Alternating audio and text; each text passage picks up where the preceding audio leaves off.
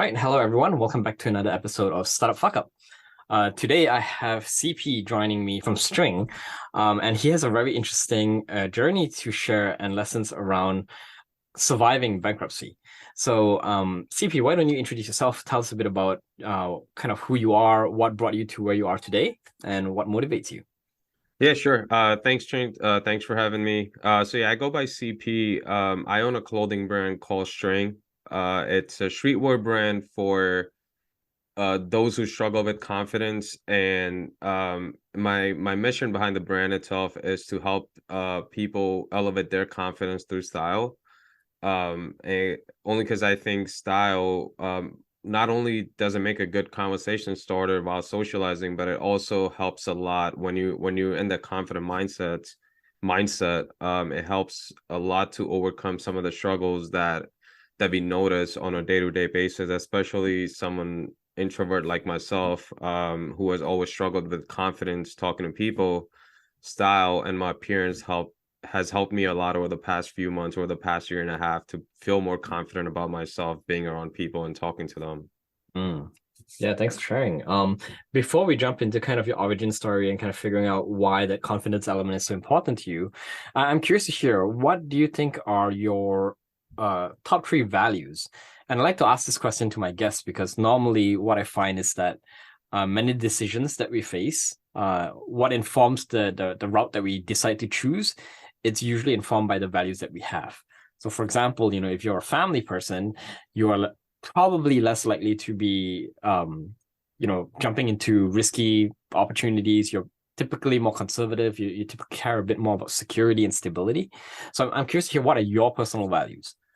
Yeah, sure. No, I think core values are very important, right? Whether it be personal, business, whatever it might be. I think it kind of reflects on how you carry yourself throughout your life, basically, right? So, but the three things that are very important to me, whether it be family or business, number one, accountability.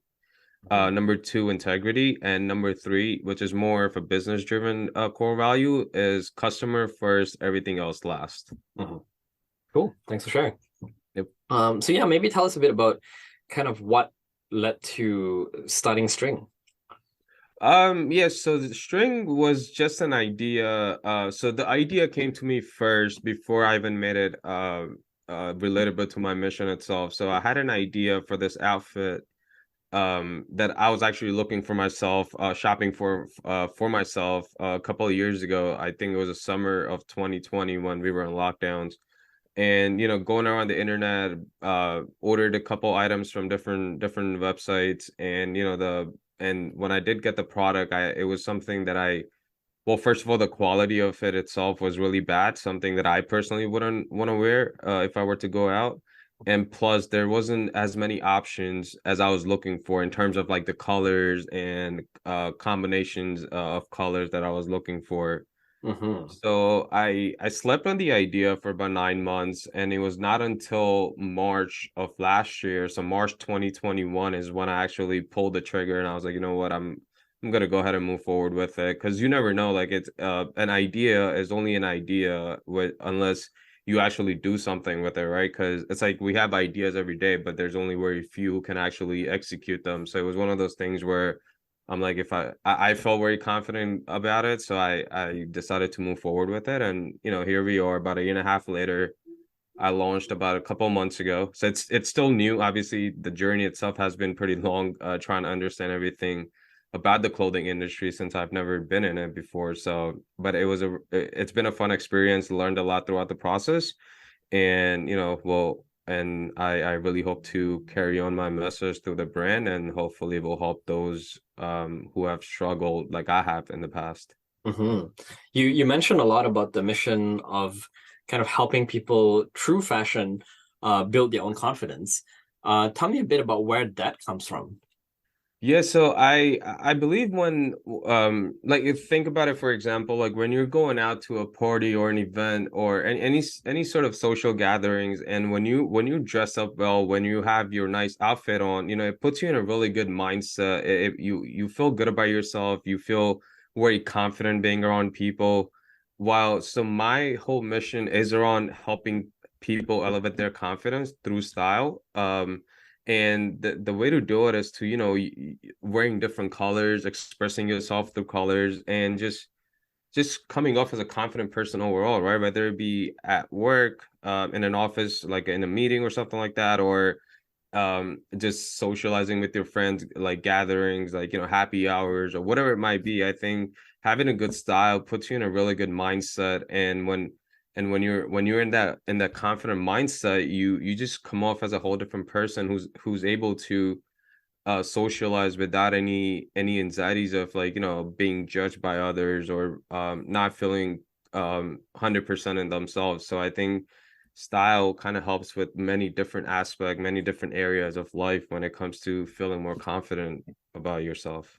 Nice. I like that because I think style is very subjective, and Right. usually you'll find in the fashion industry, it's one thing to look good, but when you're in such a competitive landscape, it's so important to actually have something that is beyond the brand, beyond just looking good. There's something more about. If you look at the bigger companies, like let's say even Nike, it's about empowering athletes. If you Right. look at, let's say, Patagonia, it's about being comfortable in the outdoors, in the elements, right? So Right. having that extra angle around building the confidence, I really like that. Yeah, and Mhm. I just want to add something to it. At the end of the day, it's about what it symbolizes, right? Whatever that you wear, it kind of tells people who you are and what you believe in. So that's what I want my brand to be. That's what I want my brand to symbolize, like confidence. As a person, it doesn't matter what you're doing, but as long as you come off as a confident person, you're naturally good at what you're doing in that moment. Mhm. I'd love to hear a bit about kind of your background story because I know, off the call, we talked a bit about your previous experience running a franchise business, and um, you've gone through some really nightmarish kind of experiences there. So maybe To say the share a least. bit about that. Yeah, sure. So this was about 5 years ago, 6 years ago. I was in my mid-20s, probably 24, 25. And at the time, I didn't have much going for myself as in terms of like my job or what I actually wanted to do in life. I did know that I wanted to own some sort of business, just didn't know what it was, what type of business. And working in food industry at the time, it was already like 8, 9 years. I've already worked in the food industry, and so I have a lot of experience. At the time, I had a lot of experience actually managing a business per se, but I've never owned a business at the time. So this opportunity came around when I was like 24, 25, about getting into a franchise business with a partner who was already in that business for like a year and a half at the time.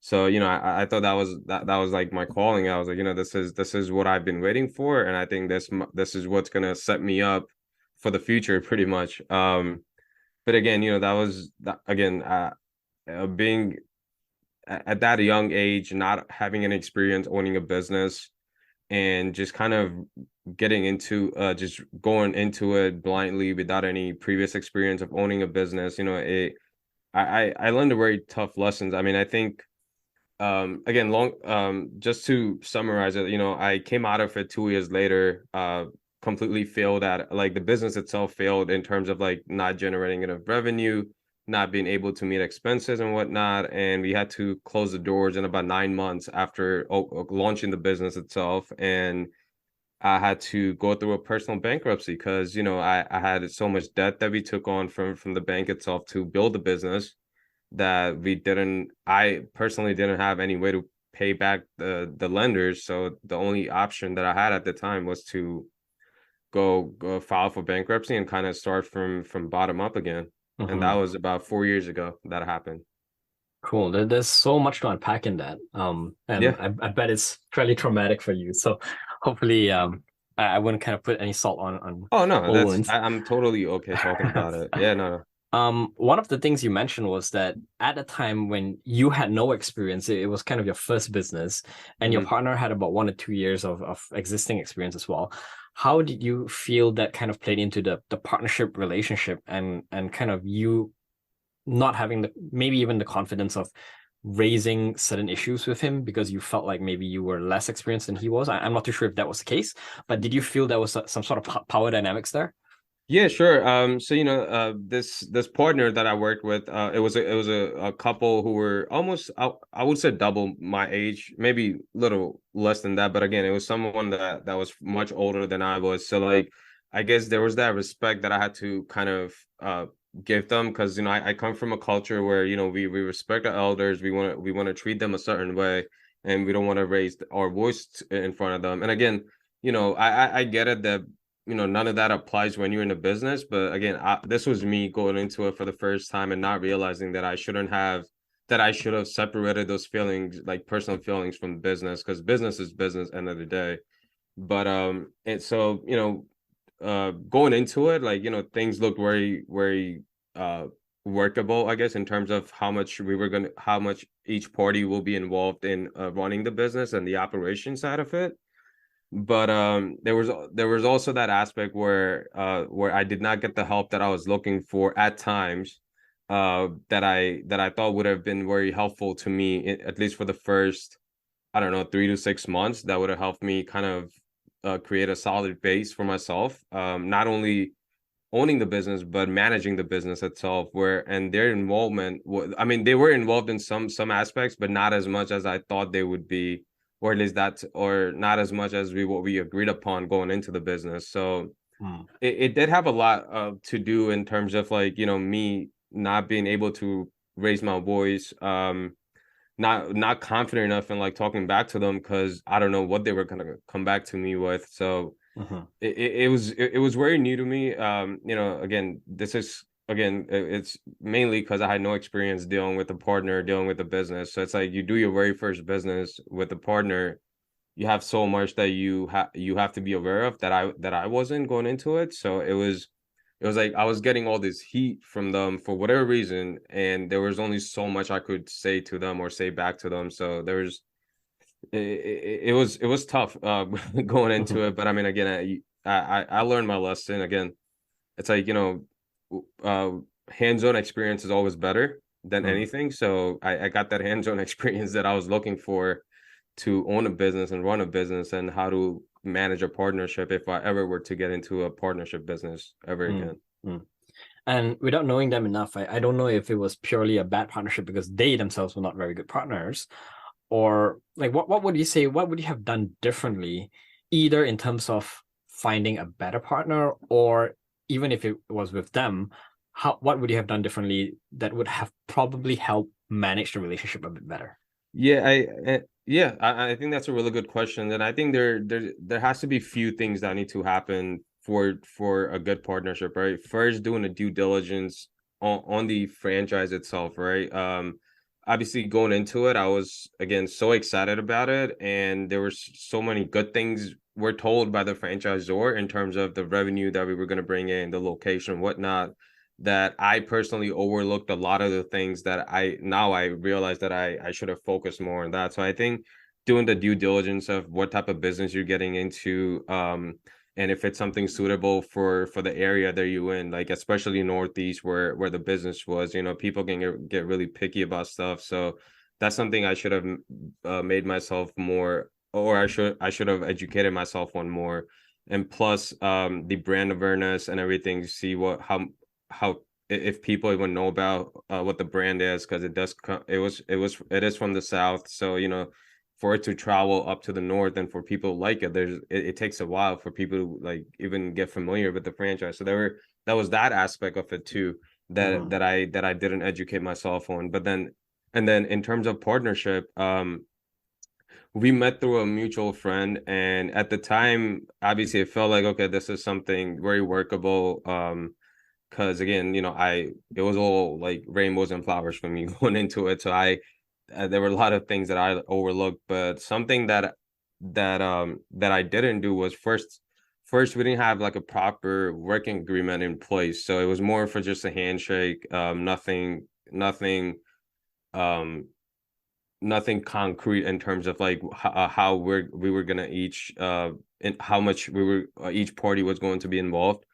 And just plus, like, I think I should have kind of worked with them a little more before even just getting into the business, just to get to know them as people. again, I'm not saying they were bad people, but again, business is different. Business, you can't mix the personal feelings with business. So I think what would have helped me even more was that if I had spent some time and try to understand how they are in terms of business and working with a partner, I think it would have helped me a lot more to get a better understanding of who I'm getting into business with rather than just jumping right into it.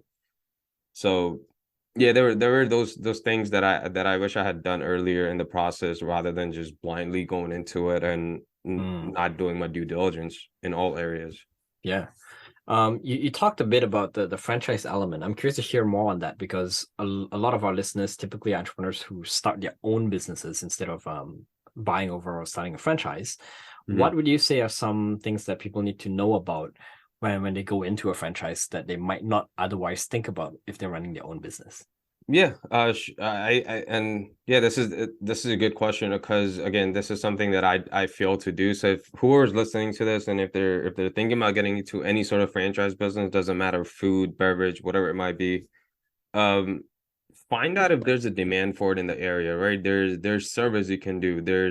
You have to make sure that the location that you're going into, if that location itself is suitable for your business or not.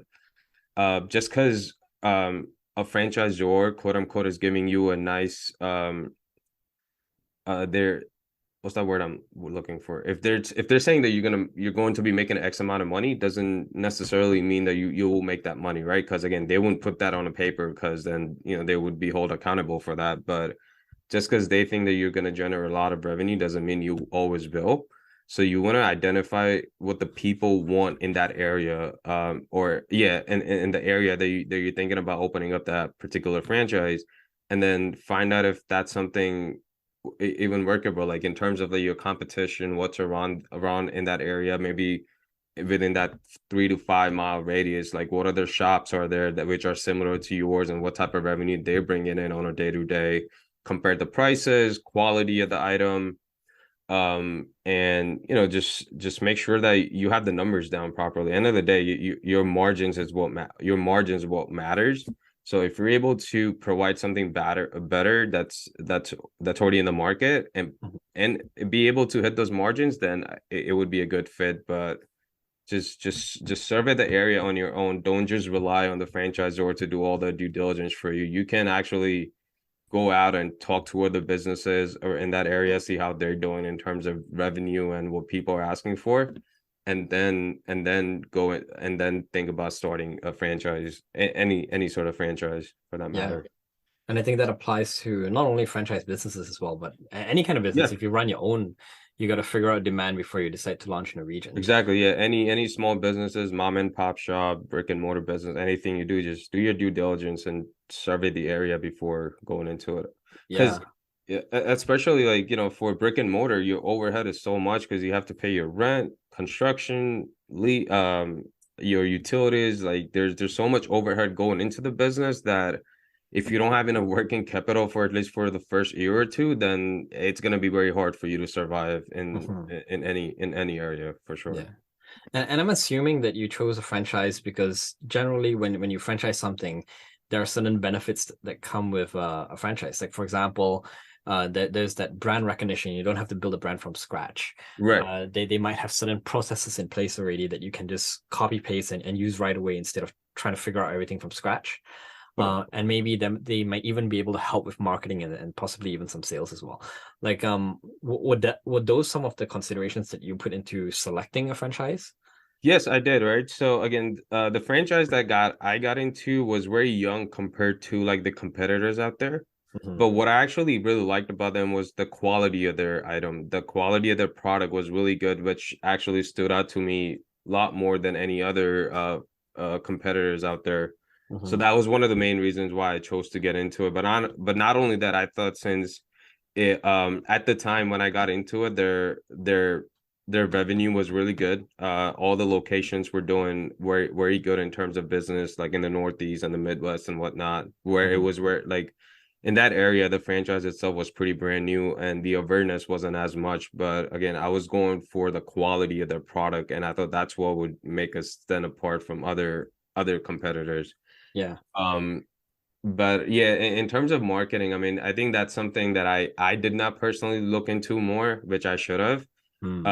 Because even though their competitors may not be as great in terms of the quality of the product, their marketing was really, really good, like really strong marketing from the competitors, which my franchisor wasn't able to go neck to neck with. So Hmm. that resulted into not enough brand awareness in the area. Yeah. And even though we were in a pretty populated neighborhood, like in terms of traffic and all, people just didn't know about us. So it's like, it's one of those things like if you don't know someone or if you don't know some like a business that's in the area, why would you go trust them? Because you already have someone that you already trust. So you're more than likely to go to the same place that you already know what you're gonna get for your money rather than Hmm. going somewhere new and not sure what to expect. Yeah. I'm curious to hear, did you come up against any specific restrictions or limitations imposed by the franchisee? Because I've heard from like some other entrepreneurs who have franchise businesses, like they weren't allowed to do certain marketing activities that they wanted to do because they didn't like marketing had to go through the kind of the head office or the main franchise. Um, Um, yeah, were there so things like that that limited you? Yeah, not limited in terms of the local marketing that we would want to do. I think what was the big pain point for us going into it was that they wanted us to spend X amount of money in local marketing, Mm, which I personally thought was a bit too much for us to handle going into because we have already spent all this money to build a bit to build out the place, putting all this money into equipment, inventory, furniture, like FF&E that they call it. So mhm, like for us to after spending all that money and then even spending even more for us to market in our local area was I thought was an overkill for us. It was a bit overwhelming in terms of um how we should spend our money and because again marketing is not cheap and mm, if you're trying to market like a whole region like the whole area that you're in then that's going to cost a good amount of money for everyone to get the name out. Forget about people wanting to come in but just to get people to hear about our name. I think that in itself can cost a lot of money. So that's something that I thought was a big downside to this franchise in terms of marketing. But and then another thing, obviously being since it is a franchise business, there's only so much you can do in terms of the product that you sell, right? It has to be products approved by the franchisor, making sure that we cannot sell anything outside of it because that would be a breach of our contract and they can actually strip us from the title itself for the franchise. So even though people might come in and ask for different type of items, we didn't have that no franchise has the flexibility of just kind of selling their own item because the customers in that mhm. area want that item. So Yeah, interesting. And you mentioned like that kind of goes against one of your values being customer first. And sometimes your hands are tied when you're in a franchise because even though the customer wants certain things, you can't customize it for them. right, exactly. Yeah, we kind of have to only work with what's given to us and can't do anything outside of it. Yeah. And tell me about like kind of that experience going through the bankruptcy, shutting down the business, and how did you kind of recover from that, both financially but also personally as well? Because I'm sure that's quite a blow to your personal confidence and your mental wellness. Yeah, I mean it was tough, right? I mean, again, this is something you hear about it, but it's something that very few get to experience themselves. So, and even though it's nobody wants to go through those circumstances, I think I was fortunate enough to go through it, and the reason why I call it fortunate enough is because I learned a lot throughout the process, right? In terms of how to own a business, how to run a business, how to be in a partnership, what needs to be done uh what needs to be done going into any business and I guess the level of maturity needed to own and run a business. I think I didn't have that and again I learned the hard way but I think I needed that experience to kind of mature myself if I ever were to get into a business again at the time that like that was my thinking. um but yeah, just going through it, I mean, it was tough. Like I didn't know what to expect after filing for bankruptcy, like in terms of opportunities out there, even with jobs or well, I had two options. It was either I jump onto like another business, something similar to what I was already in, and give it a try again, or file for bankruptcy, cut my losses, and then just get something or get a job or something to help me get back on my feet, and then I can maybe think about doing something down the line in the future. So that's actually what I ended up doing.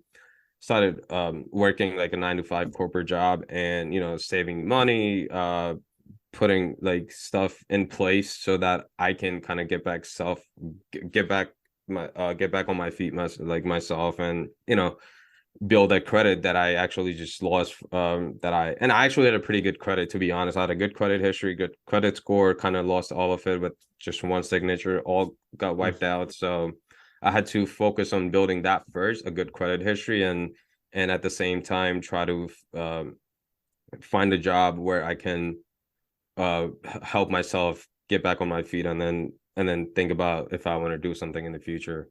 Yeah.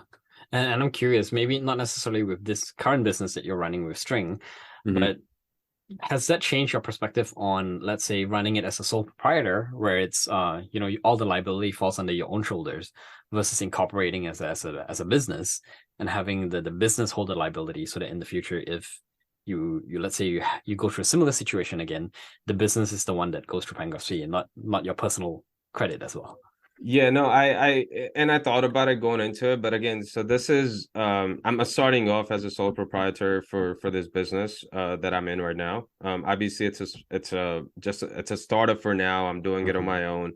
But in the future, like, my plan is to build a whole brand around it, so I can definitely transfer that into like a corporation kind of a structure, so that way the liability is not on me anymore. But that is something that I've spoken to with my accountant about. So, I do plan on making those changes down the line in the future. But for now, just to get started, I just thought this was like an easier way to go about it. Because again, if I'm putting my own money into it, so if I lose, it's my money, but it's not gonna affect my credit or any sort of other legal aspects. So like I don't have to worry about paying someone back or anything like that. Like I don't have a loan or lender that I borrowed money from. It's my own money that's going into the business, and if I lose, it's my own money, but at least I don't have to go through that same experience again. Yeah, no. Just asking it mostly out of curiosity, because there's always a kind of like pro versus con debate when it comes to, should I incorporate versus should I stay as a sole proprietor? And I think your decision right now isn't necessarily wrong, because what you'll typically find is it's just much cheaper to start as a sole proprietor. You don't have to go through the legal fees of incorporating. Reporting for taxes is a lot easier as well. And then you can incorporate later down the road in the future when it does pick up a bit more momentum as well. Exactly. Yep. And that's exactly the route that I want to go. Something easy for now, but again, have a plan for the future as well, once you kind of get to that level that you want to get to with the brand. And kind of tell me a bit about that transition from, I don't know if this is true, but it sounded like when you were doing the franchise, you jumped into it because you were like, oh, it's exciting, it's an opportunity, maybe I can make a lot of money out of this. And now with String, it sounds like it's a bit more grounded in kind of what you believe in, kind of like that rising from the ashes kind of thing. Tell me a bit about like how you would kind of give people advice if they're wondering, like, what's the kind of fine line between chasing an opportunity versus going after something that you're really passionate about, or that you're kind of your mission? Yeah. Well, first things first, don't ever chase money, right? Because that was my goal going into my franchise business. I'm like, okay, this is what's gonna make me money. I'm gonna make all this money. I'm gonna open up more locations, this or that. And I did not, and I neglected basically everything around it. I was only focused on money. And now that I was at a point where I lost everything and now I have made my money back, I feel like, money's never the answer to anything. When you're passionate about something, focus on the value aspect of your business or of your brand, right? Focus on what value it's bringing to the community that you serve, to the people around you, and I promise you everything else will follow itself. When you're giving value, when you're making someone's life better, they will go tell 10 other people, and those 10 other people will go tell 10 more people each. So that's about 100, that's around 100 more people that know about you. But again, because they saw a value in you, and that's why they're coming to you and they trust you for who you are. So I think building a brand and being passionate about something is really good, but you also have to focus on the value that it brings to people and what kind of impact it would have on them if you by buying your product or whatever services that you're selling. Are you making something better that already exists in the market, or are you bringing something that doesn't exist in the market but it would be really beneficial for people to own? So again, focus on the value aspect of your brand, and I promise you everything else will just follow. Great. Very, very well said, I'd say. Another way of putting it I often hear is money should never be the goal. Money is the result of doing something really, really well. Exactly. So money will naturally come if you deliver good value. So yeah, thanks for sharing that. Again, like I said, I woke up with $0 in my account at the age of 27, and I had to move back into my parents' home and work like really like a mediocre job. I mean, I think it was less than a mediocre job, to be honest, at that age, and it didn't feel good. So again, don't chase money, because money comes and go, but your value will never go away. Great. Before I wrap up with summarizing some of the key lessons, if someone is interested in learning a bit more about String, where can they go to learn more or find more about it? Yeah, sure. So the About Us section on my website would be the best way to kind of learn more about my story behind the brand. It's the website is string.shop, xtring.shop, SHOP. And it's my Instagram page for the brand itself is under the same name, string.shop. Those are the two key places to learn more about my brand itself. And if you do want to reach out to me, or if you have any questions, you can always direct message me on Instagram, and I will get back to you as soon as I can. Right. Thanks for sharing. I'm gonna try my best to summarize kind of the key lessons here. Feel free to jump in at any time if I'm not getting something correct, or if I'm missing something. So the first thing that stood out to me is if you go into a franchise, if you do decide to do one, or even if you don't, number one, start to really understand your local market, really understand what the demand is for, or the appetite is for your kind of solution. And then number two, do your due diligence on the franchise that you're planning on kind of buying into. Understand what they can do for you, what they can't do for you, what kind of upfront investment they expect out of you, because there's a lot of upfront capital that most people overlook when it comes to starting a franchise. Right. Number three, when it comes to entering into partnerships, do your due diligence on your partner as well. Try not to just go into it with pure trust. Have formal agreements. Try to understand how they work on a business level before you actually jump into a relationship with them.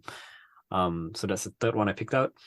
And yeah, I think the fourth one is probably around you mentioned that money and opportunity thing. So focus on the value for your customer, and the opportunities will come. Not to say that opportunities aren't important, but if you have a value-oriented approach, naturally you'll be in a better position to capture those opportunities when they do come across you. Yeah. Cool. Yeah, anything am I missing? Anything else you want to add? Yeah, and whatever that you go into, whether it be a brick and mortar business or e-commerce, whatever it might be, think long term rather than short term. So like, don't get into something to make a quick buck. But again, it goes back to what I said, like the value aspect of it. If you're able to provide value, it'll be much easier for you to scale and sustain your business. So think long term. Don't worry about short term. You may not see anything good happen in the first 6 months to 1 year, maybe 2 years. But again, just stick to it. If you believe in it, it will work. Just stay consistent with your efforts, and I promise you, like, it will pay off in the long run. So always think long term and plan it according to that. Yeah, and to elaborate on that as well. And another reason why the kind of the mission, or having that brand identity matters as much, is I find that when it comes to deciding like whether or not you should quote unquote pivot, or for those of you who are not familiar with the term of pivoting, is if you face certain challenges in your business and you decide like, should I give up, or should I take a different angle, take a different approach? Oftentimes, if you don't have a mission, and if you do it purely for the money, it's very easy to just say like, I'm not making enough money, I'm going to give up. Yeah. But if you have that mission, oftentimes I find that entrepreneurs who are mission driven tend to stay longer in the business because they have that true north. And when it comes to those difficult decisions, they're like, okay, certain things aren't working out. If I take this different approach, I'm still going towards that same mission, or I'm still serving that same mission, but I'm serving it in a different way, and I'm flexible to that. And they usually are able to persevere long enough to figure out what actually works in terms of delivering the mission that they're looking to deliver, but also making good business sense as well. So Yeah. yeah, And you have to be willing to evolve at any point, at any point in your journey in whatever business you're in, right? If you're not able to evolve and pivot, like you said, then you're gonna say it's gonna be a very a static situation for you, where you're not gonna be able to do anything more. Like, you have to be more of a dynamic person, where you're able to move around and shuffle things around to find a better approach to whatever roadblock that you have. So yeah, you have to be willing to evolve, or it's not gonna end well for you if you don't do that. Yeah, great. Well, thank you so much, CP, for making the time and kind of sharing your wisdom and kind of bad experiences, but I guess good learning experiences. Yeah, of course, 100%. Yeah, thank you so much. I think yeah, we can pretty much wrap it up here.